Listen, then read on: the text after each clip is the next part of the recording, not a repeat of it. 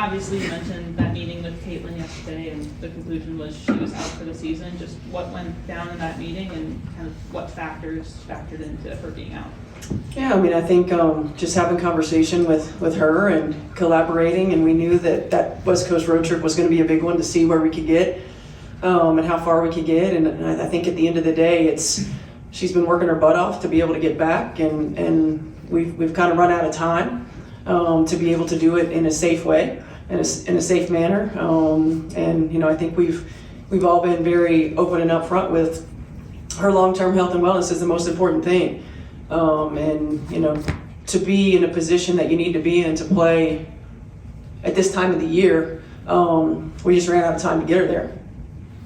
Steph, what stood out to you about Caitlin and kind of the ray of emotion she probably felt as you came to this decision? Yeah, I mean, it's frustrating, number one, just all the injuries that she's had. Obviously, I wouldn't speak for her, but and the amount of work that she's put in to position herself to be able to play, and then to have to ultimately make this decision. There's disappointment. There's the obvious frustration that's come with not being healthy really for an entire season. But ultimately, I think the big picture is the most important thing, and those are conversations that we've continued to have. And the message has continued to be that it's not her long-term health and wellness, and her being 100% when she's ready to go is the most important thing. I'm curious, before the game, everybody's in uniform. You have 16 players out there. It's almost like a real full roster, right? Plus. I mean, in most Just sports. Anything go through your mind where you're like, oh, it'd be nice to have that and that? And that. Yeah. I mean, certainly. What went through my mind was back in the day when I was playing, when we had 15 on a roster, and you had your injured reserve or whatever else, and so it was like, wow, if we started the season with this many players and had them in the system throughout the course of the season, we wouldn't be starting over every time we had to bring in a replacement player. And then you see our Gimpy MASH unit that got their picture taken as well, and it's just it's a reminder, number one, I think, just from a human standpoint, never take any day for granted. Never take anyone for granted. And I think the other thing is just, for this group, and a reminder of how resilient they've been to be in the position that we're in right now, and how proud I am of this group, and how much we still have yet to do. Hi, Sophie. When prioritizing long-term health for Caitlin, I guess the next step will be what happens in the off-season as far as recovery, rest, rehab, have the Fever and her team start collaborations as what that will look like in the off-season months? I mean, we had a preliminary conversation about, what it looks like from now until the end of the season, just in terms of continuing to progress and rehab and get her back on the court as much as we can. And then we'll sit down and talk about what the off-season looks like once we're finished with the season. Hi, Coach. How do you think Caitlin's sophomore year will help her in her growth, mental, and how to deal maybe with frustration? Yeah, I think for a player who's not been injured really before, you have to learn how to handle that. And it's not easy. It's not easy. There's so many pieces of being injured that come into play, and I think. My hope is that when you look down the road and when we see, after she's ready, 100% ready, that this is like a little blurb, right, for her. But that we've learned, how to handle some different kinds of adversity. We've learned that, nothing is linear. That now that she's had an opportunity to sit on the sideline and watch from the sideline, just to see different nuances of the game.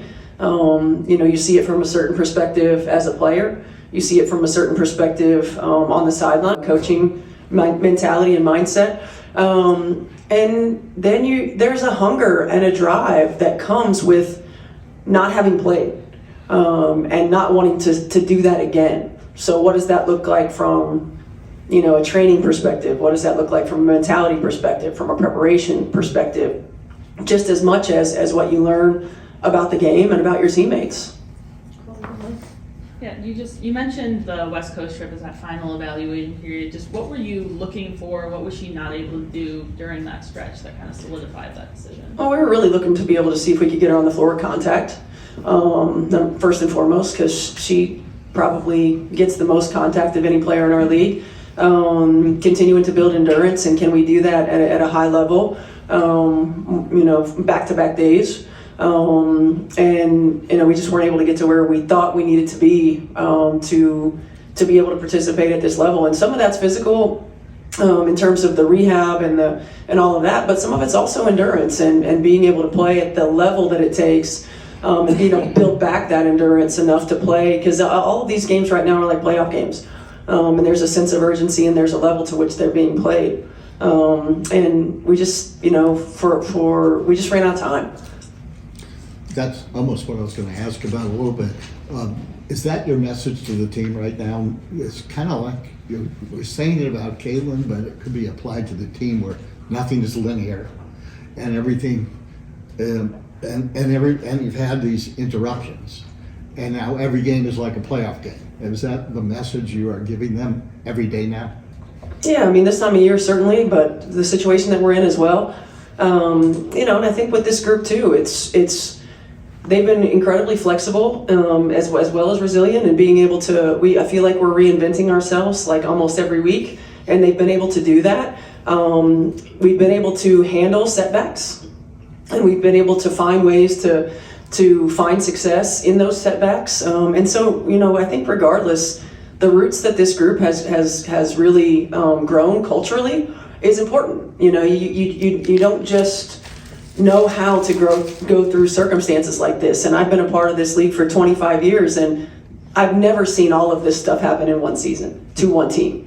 And our group has continued to fight, claw, and position ourselves that we're in the hunt for the playoffs. And tonight is the most important game, and Chicago is the most important opponent. And how we approach this game is all that we're focused on right now. Stephanie, one more. Just personally, when you decided for the homecoming to come back here, you expected one team. The team looked one way. As you just said, it's kind of been just unprecedented series of unfortunate events. So how much have you changed what you wanted to do as a coach, or just how much have you just changed just as as you approach the team day to day, because it's not what was expected? Yeah, I mean, I think it's part of coaching. It's part of adjustments. It's part of the chess match and the challenge. Yes, we had a team on paper that we expected to come in here with, and it didn't end up being that team. And at various times, we've had to scale back in a lot of ways. We've had to reinvent in a lot of ways. We've had to find different ways to position players that we didn't know were going to be on our roster in order to create success for them and give them an advantage and best fit them. And so I give our core group of players a lot of credit too, because they've been very flexible in understanding that, hey, we've got to make sure that everyone is set up for success. And how do we do that? Well, we're not playing the same way we were playing in May and June. And what we were running in July, we've had to adjust as well. So, I give them a lot of credit. Our coaching staff has worked incredibly hard to try to continue to find ways to put us in positions to be successful.